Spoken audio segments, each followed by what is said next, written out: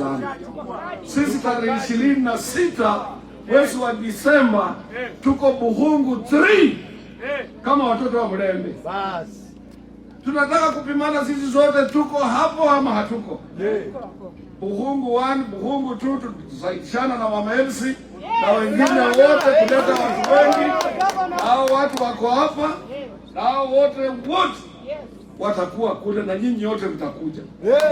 Tuambie Kenya mzima kama community kubwa katika nchi ya Kenya ya kwamba msimamo wetu ni huu, na hakuna mtu ajui msimamo ya Mbaluya, na tukisema tumesema.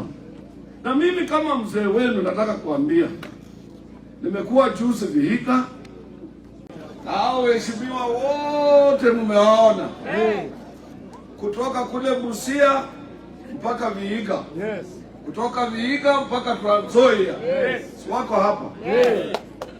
Hando mudiaga mbona wadia makamuhana. Sisi tuko kitu kimoja. Na tuko hapa kwa sababu tunataka amani katika Kenya, si ndio? Mimi ndio niko na maboma almost kila pahali katika Kenya, si ndio? Kule Pwani watu wanasema ya kwamba kura yao ni ya Ruto. Kule Rift Valley watu wanasema kura yao ni ya William Ruto. Kule Nyanza wale walikuwa na television jana, mlikuwa mnasikia wakiwa huko Homa Bay, wamepitisha kura yao ni ya William Samoei Ruto. Ukienda North Eastern, kura yao yote ni ya William Samoei Ruto. Sasa sisi Waluhya tutakuwa nje? Hapana. Tukiwa nje tutakuwa wapi? Tutakuwa watu wa opposition.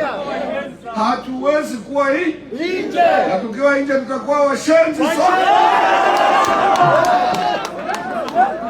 Mimi nataka kuambia kwa ufupi ya kwamba mmesikia maendeleo. Viongozi wenu wote wamesema maendeleo ya serikali